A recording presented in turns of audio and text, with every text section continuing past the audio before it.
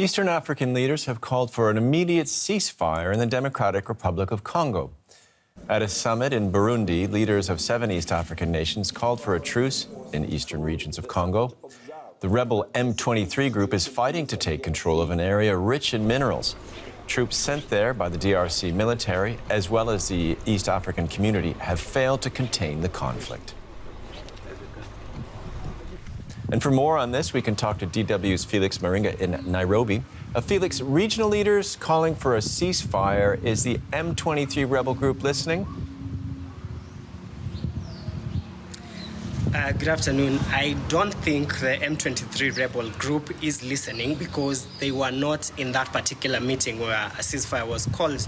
And remember, towards the end of last year, there was another ceasefire that was called in November, and the M23 rebel group said that it was not on the table, so the ceasefire could not affect them. And on this particular issue, they were also not on the table, so they might have seen the communication, they might have heard what the regional leaders have said, but on whether they'll implement the ceasefire or not, I doubt the M23 group will be going that particular direction.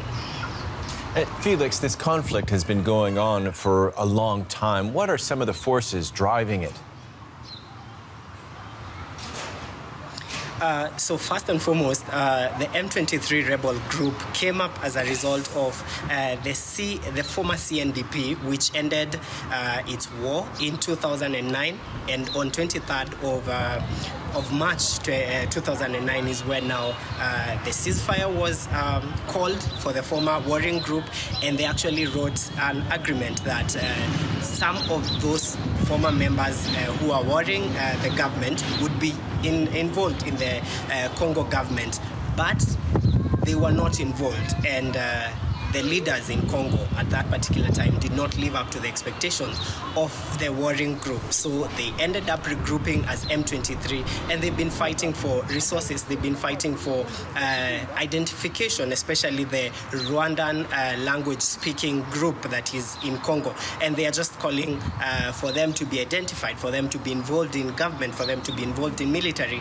And until that particular move takes place, some analysts have said that the war, where it's reached, it's self-sustaining, and so we might not see an end in sight anytime soon.